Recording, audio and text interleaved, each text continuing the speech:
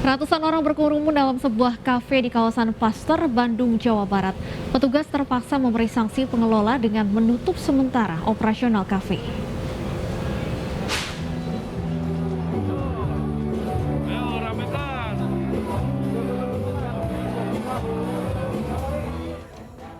Seperti sudah tak ada corona, ratusan pengunjung berkerumun dan berdesakan di dalam kafe di kawasan Jalan Pasteur, Bandung, Jawa Barat.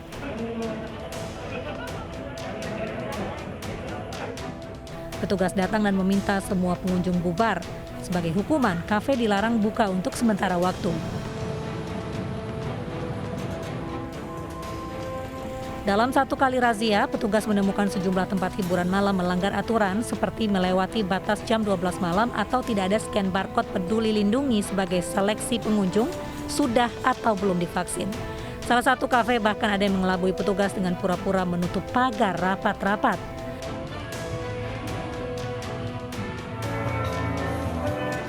Dengan tujuan kita adalah untuk mengingatkan kembali kepada warga masyarakat bahwa masa pandemi masih berlangsung. Walaupun Kota Bandung sudah di level 2, tapi sudah nampak lagi kembali peningkatan yang terpapar.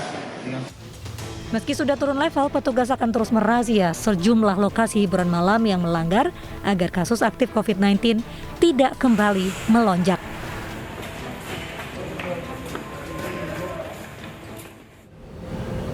Pemirsa, polisi menetapkan 14 warga Cigeduk, Kabupaten Garut sebagai tersangka pengeroyokan seorang pria yang diduga maling. Para tersangka memasukkan korban ke dalam karung dan dikubur hidup-hidup di kaki Gunung Cikuray.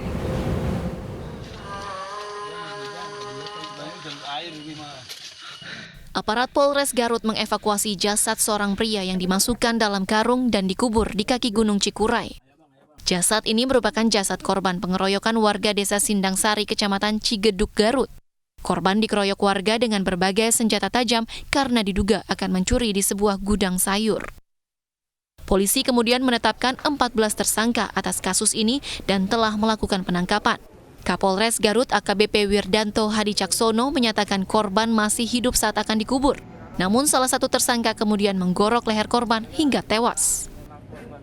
Kemudian setelah saudara Maman tidak sadarkan diri, kemudian langsung dimasukkan ke dalam karung dan kemudian pada saat penguburan ternyata korban masih dalam keadaan hidup. Kemudian seketika itu ada pelaku dengan inisial S langsung datang, masuk ke dalam galian lubang tersebut dan kemudian menghabisi saudara Maman ini dengan melakukan luka sayatan di bagian leher. AKBP Wirdanto menambahkan warga kesal karena korban sering mencuri di rumah warga. Atas aksi main hakim sendiri ini, para tersangka terancam penjara seumur hidup atau 20 tahun penjara. Dan pemirsa, untuk mengetahui informasi selengkapnya, kami sudah terhubung dengan Ayo Sutisna, Kepala Desa Sindang Sari. Selamat malam Pak Sutisna. Selamat malam. Baik Pak Sutisna, dari informasi yang Anda ketahui, seperti apa sebenarnya kronologi kejadian ini?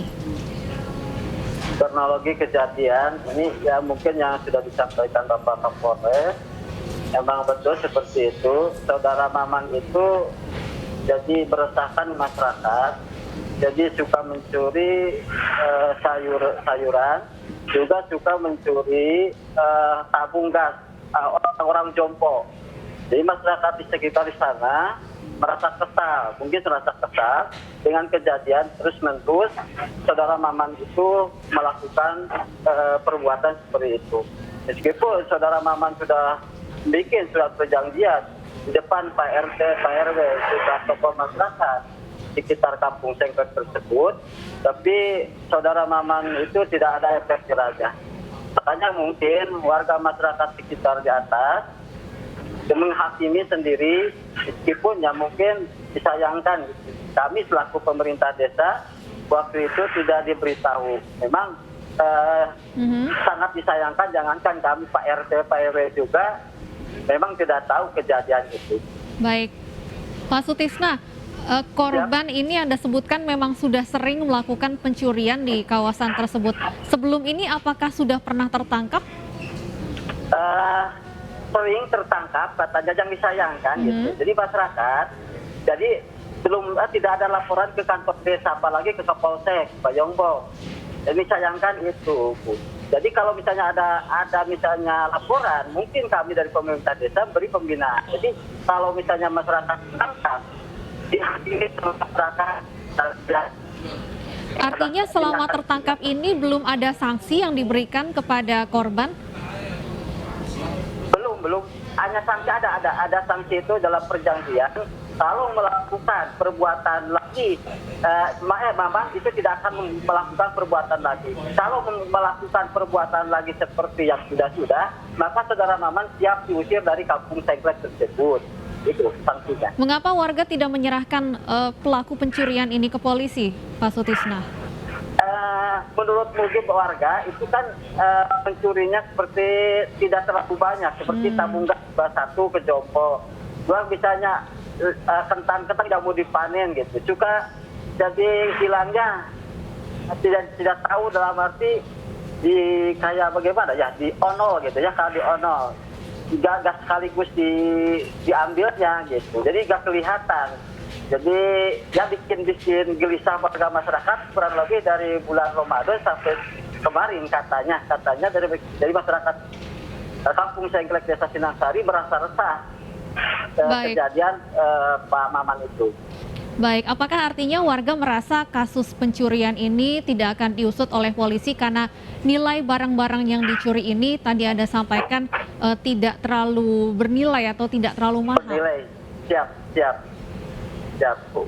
Ada juga mungkin kemalingan selain itu mungkin mesin pompa yang ada di saung-saung yang juga di gudang-gudang. Jadi caranya seperti itu, saudara Maman, katanya, Bu, mohon maaf katanya, kata warga.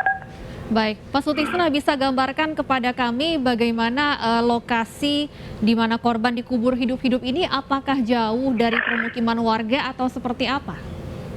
Dari rumah warga itu mungkin itu adanya ke penguburan saudara Maman adanya di Blok Waspada di Tanah Sarik Desa 23 Desa Bayongbong dengan Cikedu. Dikuburnya di sana dari kampung, dari rumah kampung yang kurang lebih 1 kilo ke penguburan itu, ke tempat penguburan. Kebetulan penguburan itu di Rereng, di dekat saluran di Tanah Waspada itu. Untuk korban sendiri apakah juga berasal dari Desa Sindang Sari, Pak? Asalnya dari Desa Pamalayan, Kampung Ciburu, menikah dengan warga kami, kampung Sengklek, namanya istrinya Sari. Dengan perbuatan perjanjian itu melakukan lagi, makanya diusir sama warga, terus pindah ke Kampung Ciburu sama istrinya. 1-2 tahun kemudian istrinya meninggal dunia. Sudah meninggal dunia, Maman masih tetap berlakunya seperti itu. Artinya untuk saat ini atau sudah cukup lama korban tinggal seorang diri? Ya, tinggalnya mungkin sekarang sama ibunya, kebetulan ibunya masih ada. Kurang lebih 1 tahun istrinya meninggal dunia.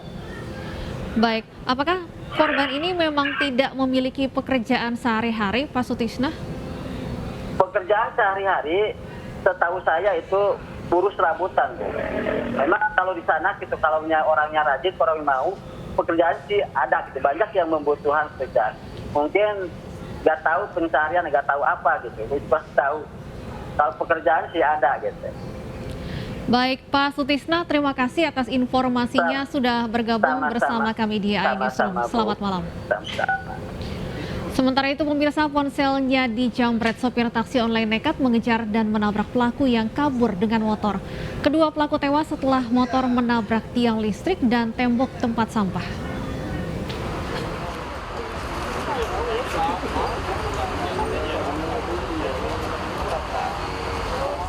Kedua penjamret ini meregang nyawa dalam pelarian usai beraksi di Jalan Abdullah Syafi'i, Tebet, Jakarta Selatan. Mereka tewas setelah menabrak tiang listrik dan tembok tempat sampah. Keduanya berusaha kabur dari kejaran korban yang ponselnya mereka jamret. Korban yang merupakan sopir taksi online nekat mengejar dan menabrak pelaku hingga akhirnya tewas. Tiba-tiba HP saya diambil. Oh, HP diambil. HP diambil Dari arah mana, Bang? dari arah Minangkabau. Dari arah Minangkabau. Dari Minangkabau, terus dia kencang, saya kejar, dia belok ke arah sini, saya kejar. Di dekat pertigaan itu saya sempat tabrak, tapi dia ngegas lagi kabur. Polisi yang datang lantas memasang garis polisi dan melakukan olah TKP. Guna kepentingan otopsi, petugas mengevakuasi kedua jasad pelaku ke RSCM Jakarta. Kini kasus ditangani petugas gabungan dari Polsek Tebet dan Polres Jakarta Selatan.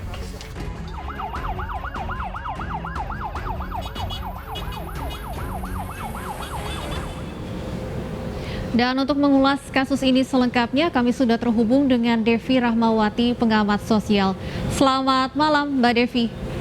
Selamat malam, Mbak. Baik, Mbak Devi, dalam kasus ini pelaku yang menabrak korban merupakan korban dalam kasus yang lain, korban jambret. Bagaimana seharusnya kita melihat kasus ini?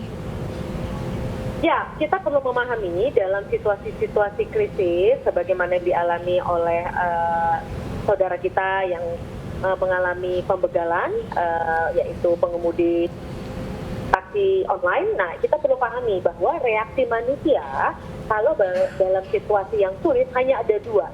Dia akan bertarung, memilih bertarung, fight, atau kemudian memilih untuk berlari atau flight, artinya menghindari situasi yang ada.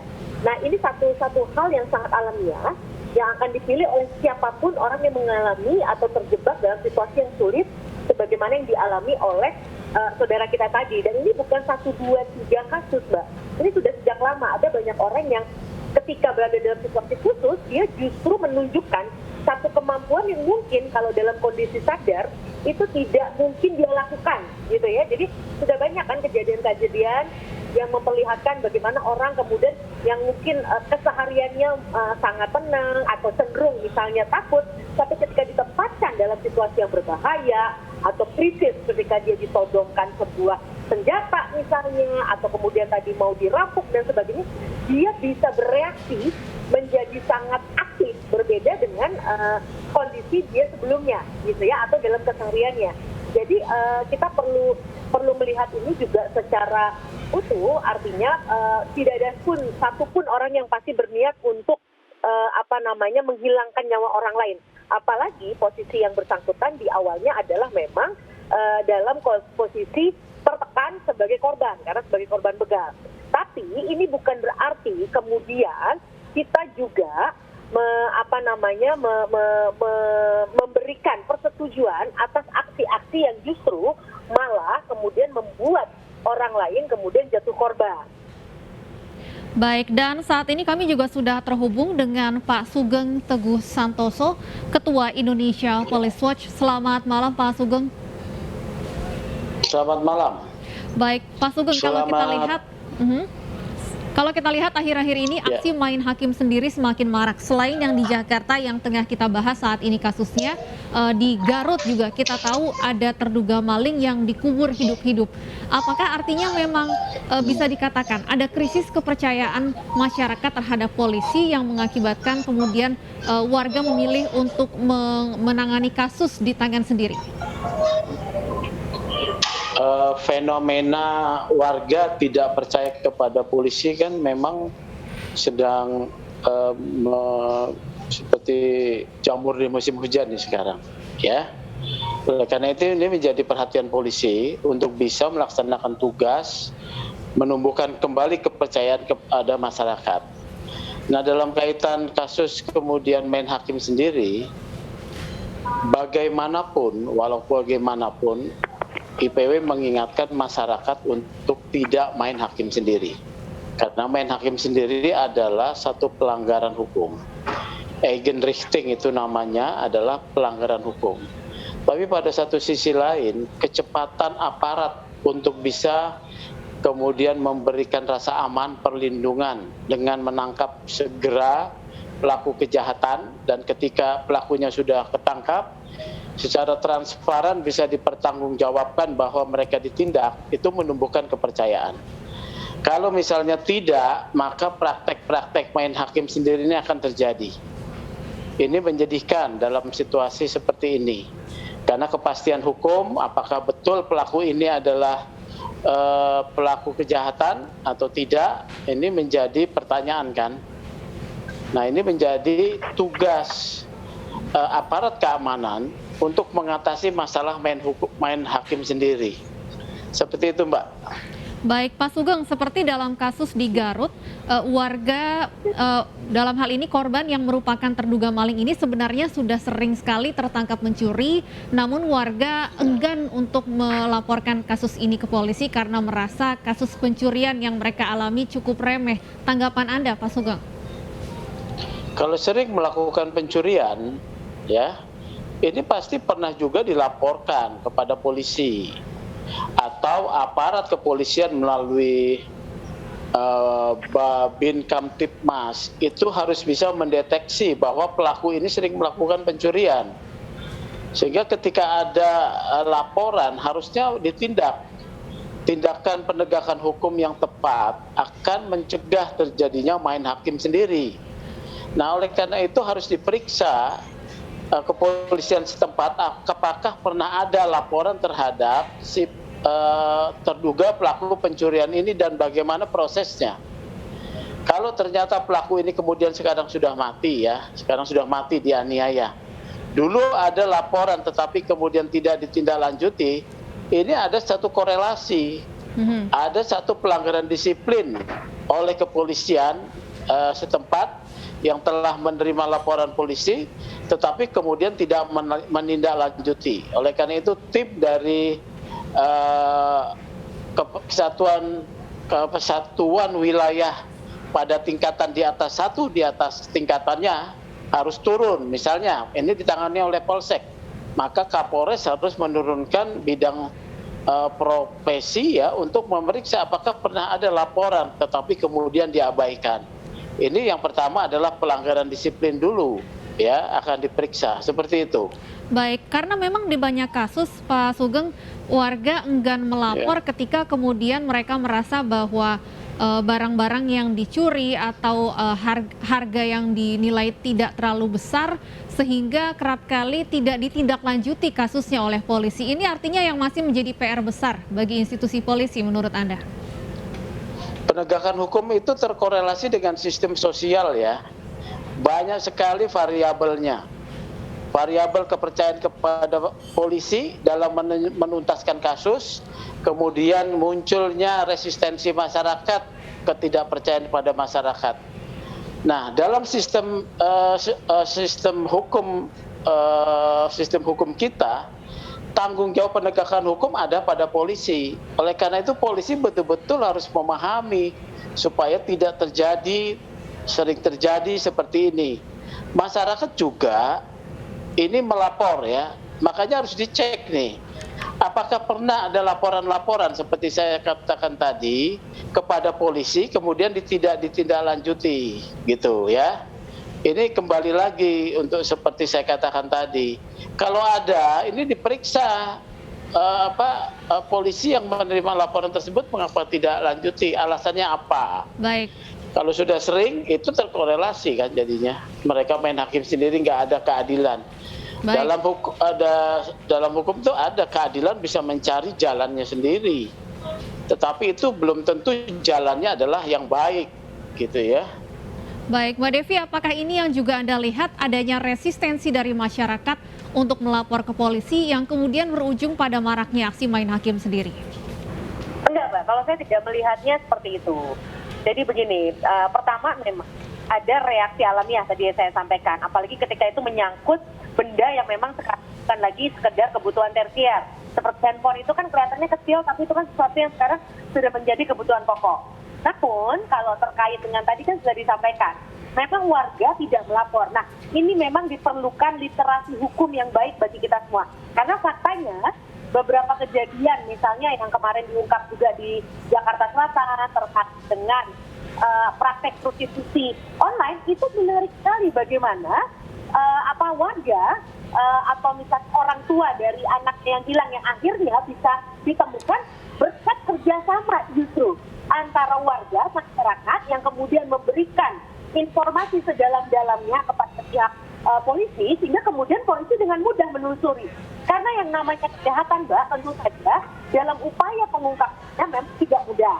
Nah, dengan adanya kerjasama, bantuan dari warga, baik itu yang secara langsung melapor seperti yang kejadian di Jakarta Selatan, atau via media sosial yang akhirnya kemarin 2 hari lalu diungkap misalnya soal video, itu kan beberapa justru karena memang warga melaporkan lewat media sosial misalnya.